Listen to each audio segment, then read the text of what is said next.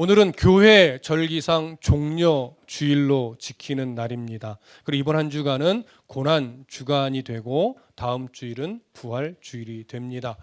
그래서 오늘과 다음 주는 오늘은 종려 주일에 관련된 설교를 나눌 거고요. 다음 주일은 부활 주일에 관련된 설교를 나누게 됩니다.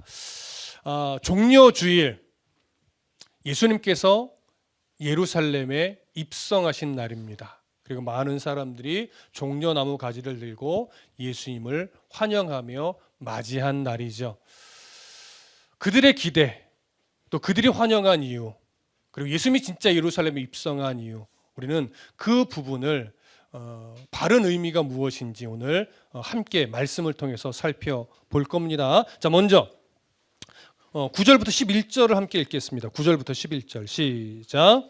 유대인의 큰 무리가 예수께서 여기 계신 줄을 알고 오니 이는 예수만 보기 위함이 아니요 죽은 자 가운데서 살리신 나사로도 보려 함이로라.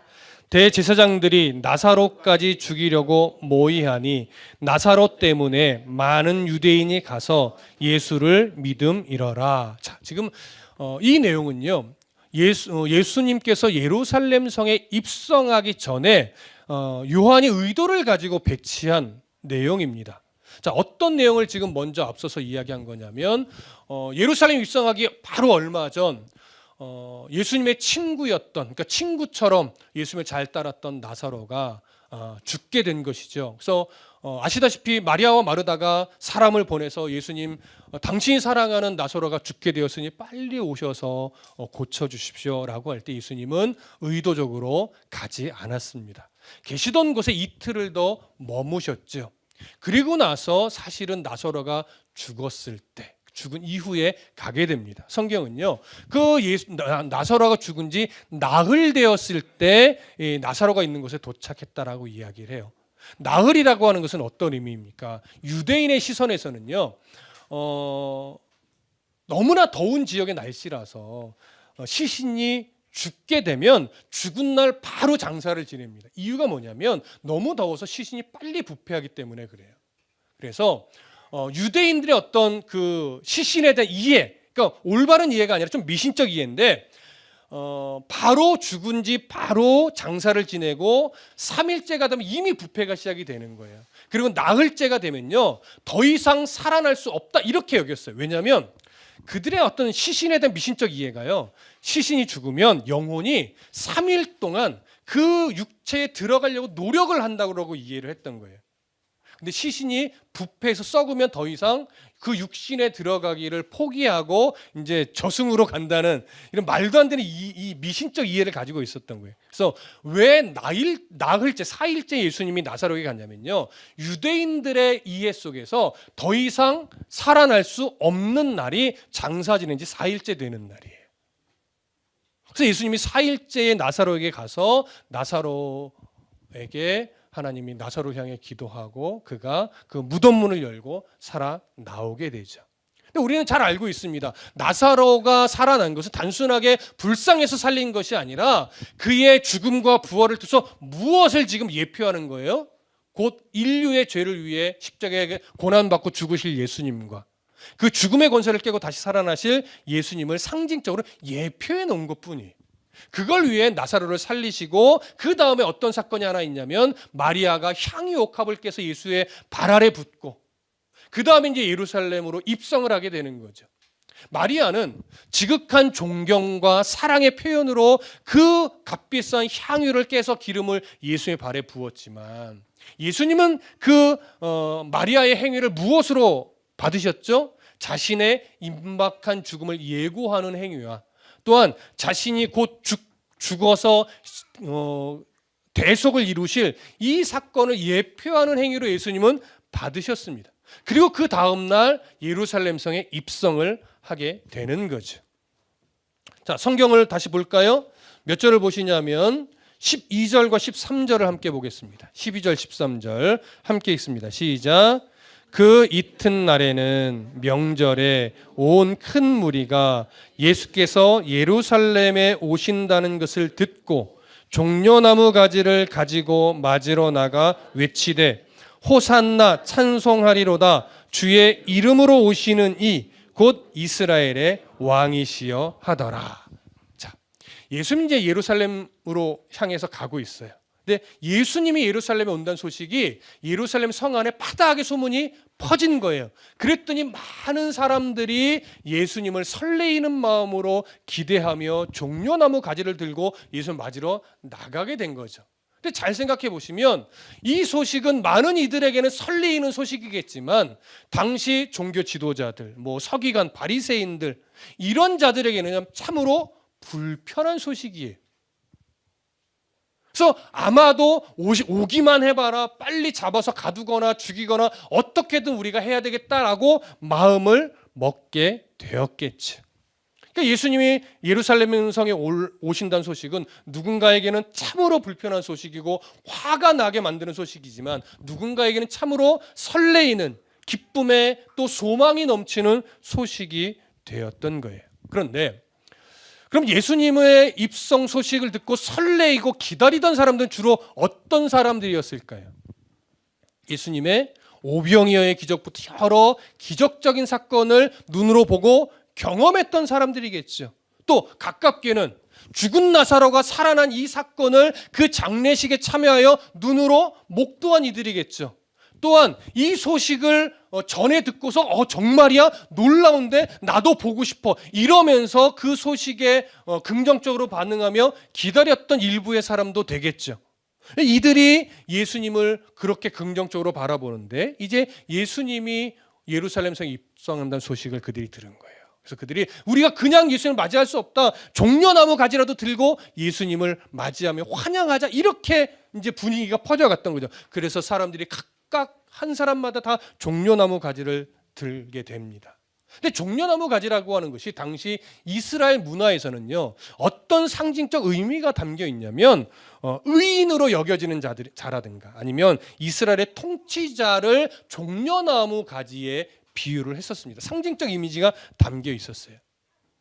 그런데 이런 이미지가 담겨있는 종려나무 가지를 이 이스라엘 백성들이 손에 쥐고 예수님을 맞이했다는 것은 결국 어떤 의미가 되겠습니까? 이 이스라엘 백성들이 예수님을 바라볼 때 마치 통치자처럼, 마치 정말 하늘에서 보낸 의인처럼 여기고 그에 대한 신앙과 경외심을 지금 표현하는 거죠. 그래서 종려나무 가지를 들고 예수님을 맞이하는 거예요. 그래서 이 모습은 참으로 중요한 의미가 담겨 있는 겁니다.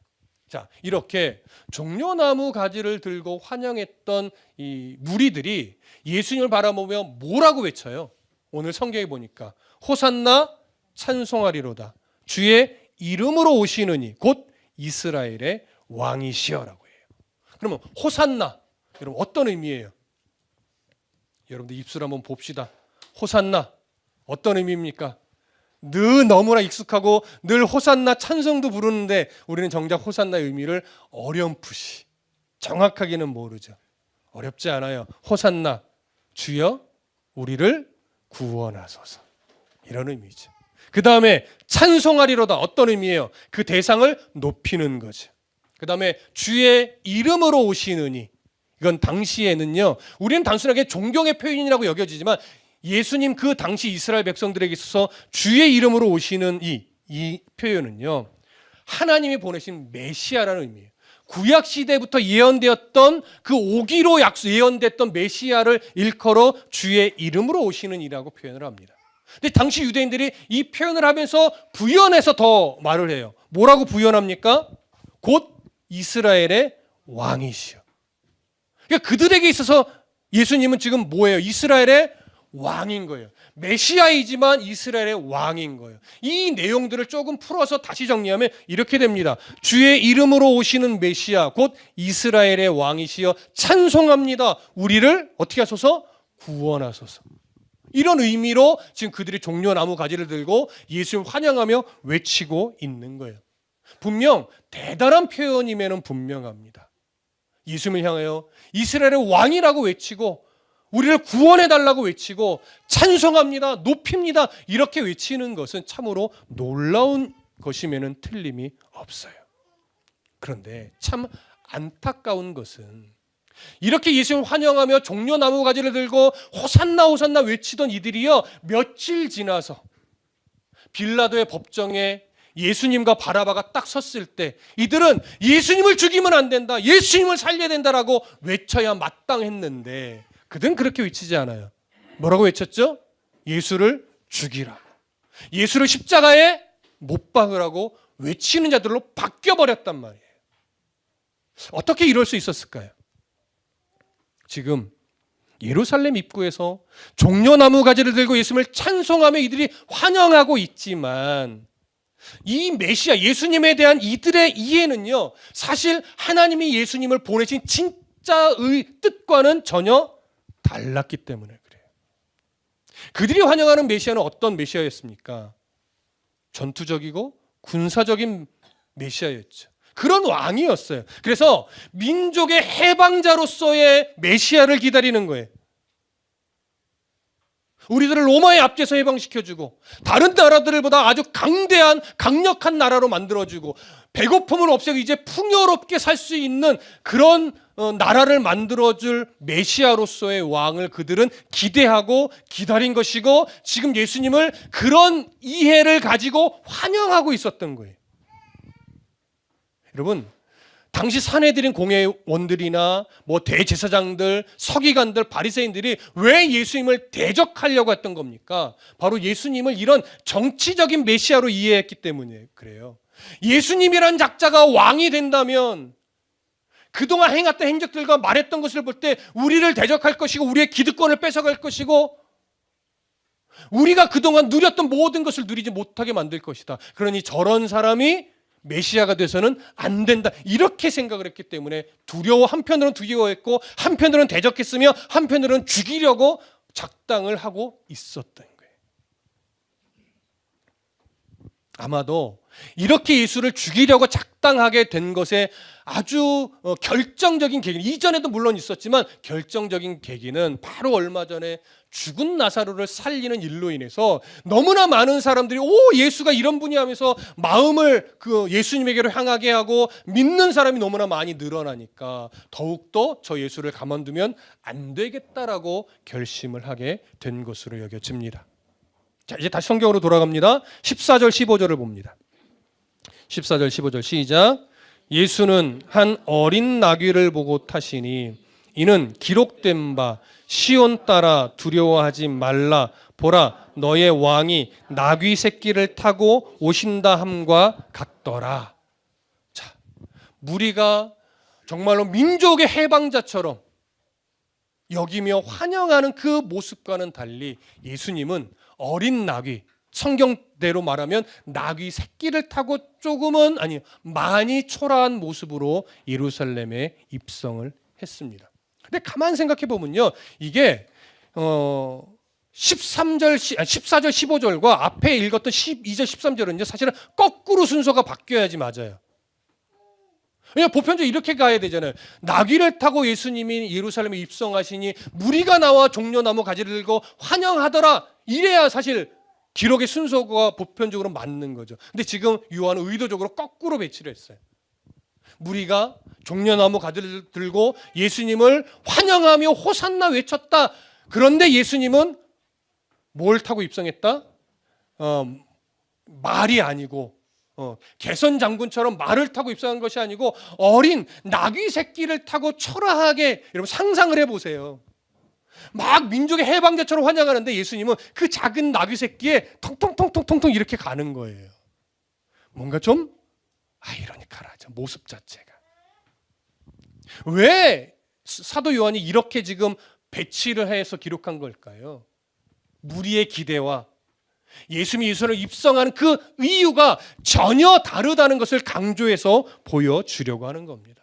그들은 군사적이고 민족주의적이고 영웅적인 그런 메시아, 마치 말을 타고 당당하게 개선장군처럼 입성할 그럴 메시아를 기대하지만 예수님은 그런 메시아로 오신 것이 아님을 보여주기 위해서 스가랴 9장 9절의 말씀을 인용해서 오늘 15절에 이렇게 말해요. 이는 기록된 바 시온에 따라 두려워하지 말라, 보라 너의 왕이 나귀를 타고 오신다 함과 같더라.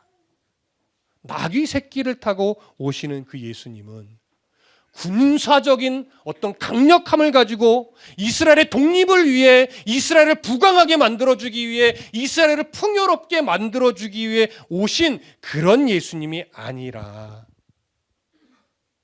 인류를 구원하기 위해, 그들이 해결할 수 없는 죄 문제를 친히 끌어안고 해결하기 위해, 생명을 내어주기 위해 이 땅에 오신 분임을, 그래서 겸손히 초라하게 나귀 새끼를 타고 예수님이 입성하신 것임을 보여주기 위한 겁니다.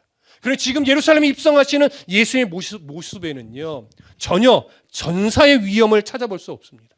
어떤 전투적인 맹렬한 군인과 같은 모습은 기대할 수 없습니다. 어떤 세력도 어떤 힘도 찾을 수 없는 그런 모습으로 지금 입성을 하신 거예요. 메시아이신 예수님, 전쟁을 통해서 이스라엘의 평화와 번영을 주기 위해 오신 분이 아닙니다. 방금도 말씀드렸듯이 십자가에서 자기 생명을 내어주심으로 열방에게 진정한 평화를, 구원의 길을 열어주시기 위해 이 땅에 오신 분인 것이죠. 그래서 겸손으로 생명을 내어주시기 위해 그 어린 나귀 새끼를 타고 예수님이 예루살렘에 입성을 한 거예요. 성경으로 좀 더 돌아갈까요? 16절 보시죠. 16절 함께 읽습니다. 시작. 제자들은 처음에 이 일을 깨닫지 못하였다가 예수께서 영광을 얻으신 후에야 이것이 예수께 대하여 기록된 것임과 사람들이 예수께 이같이 한 것임이 생각났더라. 여러분, 무슨 의미입니까? 사도 요한은요, 예수님의 제자들마저도 예수님이 나귀를 타고 입성하실 그때 많은 무리가 종려나무 가지를 들고 호산나 외치면서 영웅적인 전사적인 어떤 민족의 해방자로서의 그 예수님을 맞이할 때 제자들도 똑같은 심정이었다는 거예요. 처음에는 이스라엘의 왕이 될 것을 기대하며 같이 입성을 하는 거예요. 이스라엘을 독립시켜주고 부강하게 해주고 풍요롭게 해줄 그럴 왕으로서의 예수님을 기대하며 제자들마저도 그런 마음 상태로 같이 입성을 했음을 보여주는 거예요. 그래서 제자들은 처음에 이 일을 깨닫지 못하였다가 이렇게 표현하는 거죠. 여러분, 제자들마저도 이런 이해를 가졌다는 것을 성경이 책망하기 위해 이렇게 기록한 것이 아닙니다. 뭘 강조하기 위함이냐면 성령의 도우심이 없이는 예수님이 어떤 분인지, 그가 왜 이 땅에 오셨는지, 왜 죽으시고 부활했으며 왜 다시 오신다고 약속했는지 절대 알 수 없음을 보여주는 거예요. 그래서 제자들이 언제 예수님이 왜 나귀 새끼를 타고 입성한 것인지 그 의미를 언제 깨달았다라고 성경이 말해요? 예수께서 영광을 얻으신 후에야 이것이 예수께 대하여 기록된 것임과 사람들이 예수께 이같이 한 것임이 생각났더라, 이렇게 말하는 거예요. 이때가 언제예요? 예수님 십자가에 죽고 부활하셔서 제자들과 한 40일을 함께하는 이후에 승천하시고 그 다음에 예수님이 뭘 하셨어요? 성령을 보내주셨죠. 그러니까 예루살렘에 성령 강림이 임하여 성령께서 그 제자들의 또 성도들의 마음 가운데 좌정하셔서 그동안 보아왔던 예수님, 역사를 일으켰던 그 예수님, 말씀을 가르쳤던 예수님, 나사로를 부활시키신 그 예수님이 왜 그렇게 가르쳤고 왜 그런 삶을 사셨고 왜 그런 역사를 일으킨 것인지 비로소 진짜 의미를 그제서야 깨닫게 되었다라고 하는 거예요. 여러분, 성령의 도우심이 없이는 예수를 바르게 알 수 없습니다. 우리는 알아야 됩니다. 이 자리에 모인 학생부터 청년에 이르기까지 각자의 신앙의 경험들이 다 달라요. 성경을 아는 정도도 다 다릅니다. 그리고 그 성경을 알고 인생 속에서 하나님 어떤 분인지 만나게 된 계기도 다 달라요. 그럼 여러분, 우리는 종종 어떤 오류에 빠져요? 내가 경험한 하나님의 그 결만이 옳은 것이라고 우리는 여길 때가 있죠. 각자가 하나님이 만났던 방향이 다 다르고 하나님을 경험하며 은혜를 느꼈던 방향이 다 다르단 말이죠. 그러면 우리는 어떤 하나님을 바라봐야 될까요? 내가 경험한 하나님이 전부일까요? 아니면 내가 아니라 저분이 경험한 하나님이 전부일까요? 그거 아니죠. 각자가 하나님을 만났던 방법이 다르고 상황이 다르고 알고 있는 지식의 정도가 다르고 그 지식을 내 삶에 적용하게 만들었던 하나님의 역사가 다 다르단 말이에요. 그래서 우리가 해야 될 일은 뭐냐면 내게 역사하셨던 그 하나님의 모습, 또 저 사람에게 역사하셨던 그 하나님의 모습, 또 저분에게 역사하셨던 하나님의 모습, 또 저분에게 역사하셨던 하나님의 모습들을 같이 이렇게 나누게 되는 거예요. 이단이나 사이비가 아닌 이상 그 경험들을 이렇게 나누면서 내게는 이렇게 역사했는데 저분에겐 저렇게 역사하셨구나. 저분은 저렇게 하나님 역사하셔서 하나님을 만났구나. 저분에게 또 이렇게 역사도 하셨네. 이것들이 종합적으로 어우러지면서 결국 뭘 발견하냐면 성경에 나타난 하나님이 하나로 모아지는 거예요, 여러분. 이 모아지는 과정을 겪어야 신앙이 자라고 그 서로의 신앙의 경험들을 존중할 수 있는 은혜의 넉넉한 성도가 되죠. 이게 조율이 안 되면 좀 힘들어지는 거예요. 왜 우리가 같은 말씀을 듣습니까? 내 경험과 말씀이 말하는 것, 또 다른 사람의 경험과 또 말씀이 말하는 것, 또 저분의 경험과 말씀이 말하는 것, 이런 것들이 종합적으로 어우러져서 정말 하나님은 어떤 분이냐, 이걸 알기 위함인 거예요. 여러분, 왜 신약과 구약을 균형감 있게 들어야 됩니까? 여러분, 얼핏 보면 구약과 신약이 좀 다른 성경처럼 여길 때가 있어요. 구약에서 가르치는 것과 신약에서 가르치는 것이 때로는 모순처럼 여겨지는 것들이 있단 말이에요. 그런데 신약과 구약을 전반적으로 아울러 보게 되면요, 그게 충돌이 아니라는 걸 알게 돼요. 조화를 이루고 정말로 하나님이 어떤 하나님인지 더 선명하게 보여준단 말이에요. 여러분, 야고보서의 은혜를 듬뿍 받은 사람은 신앙이 어떤 길로 가는지 아십니까? 행함이 없으면 안 돼. 행동이 없으면 그건 죽은 믿음이라서 구원이 취소될 수도 있어. 이런 신학으로 가요. 야고보에만 치중하면.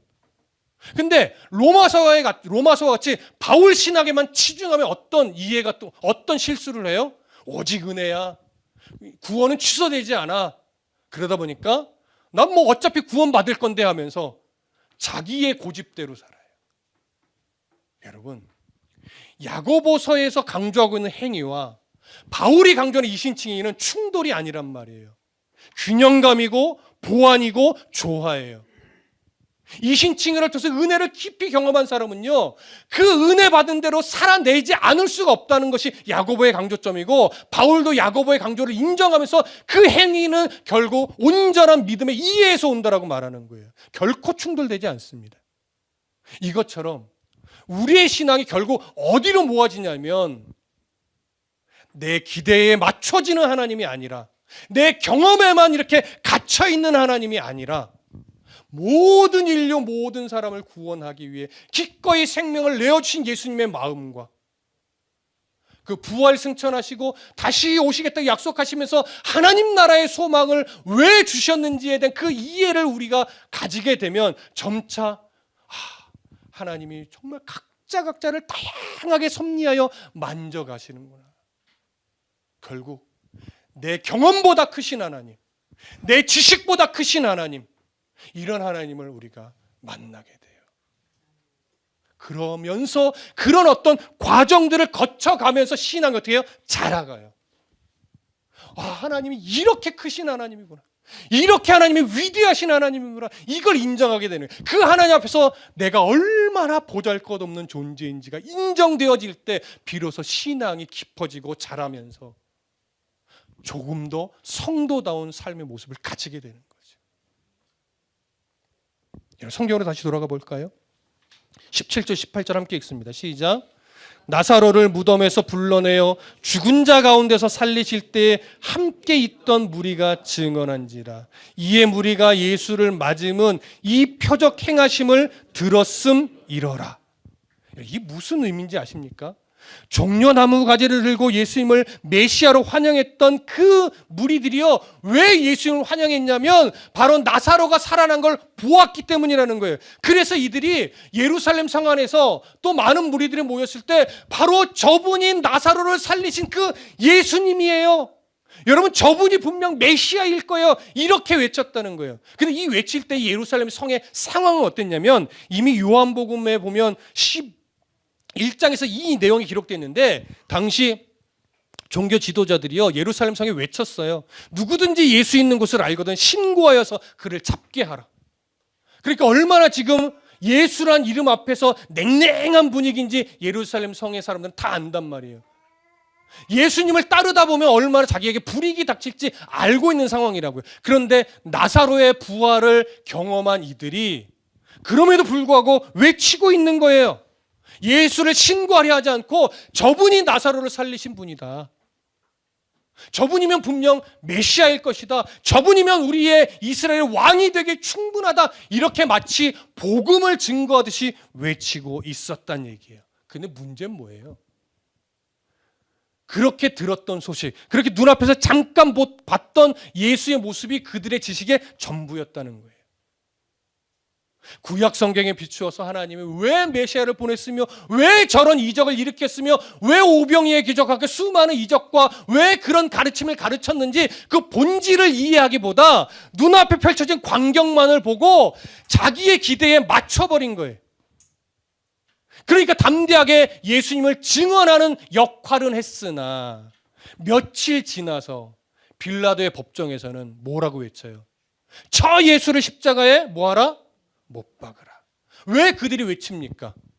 처음에는 이 나라를 독립시키고 나라를 부강하게 해주고 우리를 풍요롭게 해줄 것처럼 보였지만 저렇게 초라하게 빌라도의 법정에 붙잡혀서 아무 말도 하지 못하고 아무 행동도 하지 못하는 저런 자라면 우리의 왕이 될 자격이 없다는 거예요. 오히려 민중봉기를 일으키고 독립투사처럼 나라를 위해 로마 사람을 죽이고 수없이 이 옥에 투옥됐던 저 독립투사와 같은 바라바가 훨씬 더 우리나라를 강력하게 이끌어줄 지도자로서 오히려 옳지 않는가. 그러니까 그 모든 판단의 기준이 결국 뭐예요? 나의 이익과 만족과 유익과 나라에 뭐가 도움이 되는가? 이것만 기준으로 바라보니까 그들의 시선에서는 예수보다 바라바였던 거예요. 여러분, 결국 이렇게 이런 상황을 만들어 갔던 당시 유대 종교 지도자들, 유대인들 여러분, 하나님을 모르는 자였습니까? 하나님에 대한 지식이 부족했던 자였습니까? 하나님에 대한 열심이 없었던 자예요? 율법을 몰라요? 다 알죠. 누구보다도 열심히 있던 자들이죠. 누구보다도 하나님을 많이 안다라고 자부했던 자들이죠. 하지만 이들이 왜 예수를 바라보지 못합니까? 결국은 그 아는 지식을, 그 종교적인 열심을 결국 자기의 만족과 유익이라는 것에 그냥 매칭을 시켜버려서 올바른 신앙이 뭐냐? 올바른 믿음이 뭐냐? 도대체 메시아란 분이 어떤 분이냐? 이 본질을 보고자 하는 마음이 전혀 없었던 거예요. 그래서 가차없이 예수를 십자가에 못 박으라고 외치는 자로 바뀌었던 거예요. 내 기대에 못 미치는 예수니까. 나를 부요하게 해주는 예수가 아니라고 여겨지니까. 결국 그 종려나무 가지를 들고 있던 손이 예수를 못 박으라고 외치며 드는 손이 되어버렸던 거지. 여러분, 이만큼 표적에 기대어 있는 신앙은 위험한 겁니다. 기복에 기대어 있는 신앙은 위험한 거예요. 신유에 기대어 있고 예언에 기대어 있고 자기 열심에 기대어 있고 종교성에 기대어 있는 신앙은 이만큼 위험한 신앙입니다. 그래서 예수님을 바르게 하는 것이 중요하죠. 그럼 어떻게 해야 예수님을 바르게 합니까? 여러분, 왕도가 없습니다. 예수님을 바르게 한다는 것은 어떻게 해서든지 하나님의 말씀의 뿌리를 내리기 위해 노력하는 길밖에 없어요. 그래서 말씀을 바르게 가르치고 말씀을 바르게 배우며 그리고 그 말씀 안에서 내가 삶의 부딪힘이 자꾸 일어나야 돼요. 여러분, 말씀이 살아있으면요 마음의 평안만 오는 게 아니에요. 부딪힘이 와야 돼요. 이렇게 살아가는 게 맞는가? 어떻게 살아야 되지? 나 예수 믿는 사람들 이렇게 말하면 이게 하나님이 기뻐할까? 세상의 논리로는 이걸 붙잡는 게 맞고 이렇게 말하는 게 맞고 내 자존심 죽이지 않는 게 맞고 어떻게 해서든지 올라서는 게 맞는데 예수를 알게 되고 믿음이란 게 올바르게 세워지게 되다 보면 안에 부딪힘이 날마다 일어나는 거야. 이렇게 하는 게 맞나? 이렇게 살아도 될까? 내가 이렇게 내 걸 챙겨도 되나? 끊임없이 부딪혀야 돼요. 끊임없이 갈등이 일어나야 된다고요. 예수를 믿는데 부딪힘이 없어. 예수를 믿는데 갈등이 없어. 늘 행복해. 여러분 뭔가 좀 이상한 거예요. 예수를 믿으면요 힘들어야 돼요. 예수를 믿으면요 자꾸 내적 갈등이 일어나야 돼요. 왜요? 세상의 가치와 하나님의 가치가 맞는 것도 많아요. 원래는 맞아야 돼요. 왜? 하나님 만든 세상이고 하나님의 질서대로 움직이는 세상이니까 본래는 세상의 어떤 도덕적인 윤리적인 기준과 하나님 나라의 가치는 원래는 맞는 거예요. 그런데 죄로 인해 오염돼서 그 가치가 자꾸 세상에 왜곡되어지게 되죠. 그러다 보니까 점차 뭐가 더 많아져요? 하나님의 가치와 충돌되는 것들이 더 많아진다고요. 그런 세상 속에서 우리가 살아가요. 근데 어떻게 내적 갈등이나 삶의 충돌이나 이 모순과 같은 속에서 어떤 판단과 어떤 선택을 해야 될까? 이 고민을 어찌 안 할 수 있냐고요. 이게 없다면 뭔가 신앙이 이상한 거예요, 여러분. 그래서 우리가 종료주의를 맞이하면서 스스로를 점검해야 돼요. 나는 정말 올바른 신앙을 가지고 있는가? 나는 정말 여러 나의 경험, 여러 사람의 경험, 또 말씀이 말하는 것 이런 것들 속에서 하나님을 올바르게 알아가기 위한 애씀과 그 마음의 태도를 가지고 있는가? 끊임없이 점검해야 돼요. 오늘 우리도 종료주의를 맞이하고 부활주의를 맞이하면서 함께 주님, 날 위해 십자가에 죽으신 주님, 날 위해 부활하신 주님, 하나님 날 위해 다시 오실 것을 약속하신 주님 감사합니다라고 똑같이 우리가 늘 하나님 앞에서 외치겠죠.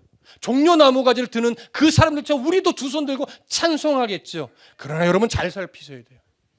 나는 혹시 왜곡된 기대로 지금 예수님을 바라보고 있지는 않는가? 나는 혹시 예수를 믿을 때 내 건강을 위해서, 우리 가정의 부요를 위해서, 내 자녀가 잘되게 하기 위해서, 뭔가 문제가 해결받기 위해서 나는 그런 이유와 목적으로 성경을 읽고 그런 이유와 목적으로 기도하고 그런 이유와 목적으로 신앙생활을 하고 있는 것은 아닌가? 여러분 냉철하게 점검하셔야 돼요. 누구든 없을 수는 없어요. 왜? 아버지 되신 하나님이니까. 그 하나님께 도움을 구하는 것 틀린 것 아니니까. 그 하나님께 나의 아픔을 앓으면서 회복을 소망하는 것 잘못된 것 아니니까. 하지만 신앙의 목적은 그건 아니라는 거예요. 근데 자꾸 우리는 그게 신앙의 목적이 되어 있어요. 아버지 도와주세요는 틀린 거 아니에요. 근데 신앙의 목적은 아버지 도와주세요는 아니라고요. 이걸 잘 분별을 하셔야 돼요. 당연히 도와달라고 해야죠. 당연히 하나님 날 좀 도와주세요. 하나님 날 좀 도와주세요라고 해야죠. 아버지인데.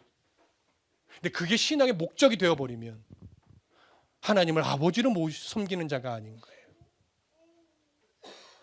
왜 예수님이 이 땅에 십자가를 지러 오셨습니까? 왜 예수님이 이 땅에 오셔서 나의 죄를 끌어안고 죽으시고 부활하셨고 왜 다시 오겠다고 약속하셨으며 왜 우리를 자녀와 동시에 하나님 나라의 상속자로 삼아 주셨냐고요. 그걸 알아야죠. 제가 여기서 그건 이겁니다. 이거 말로 한다고 이해되는 게 아니에요. 이제 인생을 통해서 수많은 내적 갈등과 고민과 모순 덩어리 앞에서 어떻게 하는 것이 옳지라고 하는 그 부딪힘을 겪어가면서 말씀과 비교하고 어머니의 신앙과 비교하고 나의 신앙과 비교하고 목사님이 말했던 신앙과 비교해가면서 이런 거였구나. 근데 또 지나면서 또 이런 거였구나. 내가 왜 또 이걸 기억하지 못했지? 내가 또 왜 이렇게 생각했지라고 또 반복하면서 조금씩 계단 올라가듯이 신앙도요. 한 계단 올라서서 자랐다가 또 조금 정체기를 겪다가 이게 아니지라고 갈등을 겪다가 또 계단 하나 올라가고 또 갈등을 겪다가 또 계단 하나 올라가면서 신앙이 그렇게 자라요, 여러분. 저는 아닐까요? 저는 15년 다드림교회 목회하면서 한 번도 흔들림 없이 그래 이게 목회라고 하면서 지금까지 막 흔들림 없이 우직하게 달려왔을까요? 저도 몇 차례 내가 목회자가 맞나? 저도 몇 차례 이게 목회를 계속 하는 게 맞을까? 저도 몇 차례 고민하고 갈등하고 합니다. 그런데 왜 지금까지 와요? 하나님이 저를 끌고 가요. 나 같은 놈이 여기 서서 설교라는 게 말이 되나 이게? 그런데 하나님이 입술을 열게 해요. 여러분, 제 머릿속에 드는 5만 가지 생각을 여러분들이 바라보면요. 제 설교 못 듣고 있어요. 무슨 말씀 이해되시죠? 제 머릿속에 일어나는 5만 가지 생각들을 목사 오늘 이런 생각들을 했구나 라는 걸 알면 다드림교회 못 나온다고요. 저도 그만큼 연약한 사람이라고요. 저도 계속 갈등하면서 자라는 목사고요. 부딪힘 속에서 성장해 가고 있는 목사라고요. 여러분들도 똑같죠. 갈등하십시오. 특히 청년들 수없이 갈등하고 그 부딪힘 속에서 고뇌하고 부모님을 통해서 들었던 신앙, 목사님을 통해서 들었던 신앙, 집사님, 권사님들 통해서 들었던 신앙들을 또 가슴에 새기면서 기억하면서 내가 부딪힌 거 갈등 속에서 계속 비교해 보시라고요. 그러다 보면 신앙은 이런 거겠구나. 하나님은 이런 분이겠구나. 예수님이 이런 분이겠구나. 라고 이런 분이겠구나 하다가 점차 이런 분이 맞네. 이런 분이네. 라고 점차 확신의 고백으로 바뀌어가는 거예요. 여러분, 우리 그 하나님을 올바르게 오늘 감사하며 맞이하며 함께 그 믿음의 여행을 또 함께 걸어가십시다. 기도하겠습니다.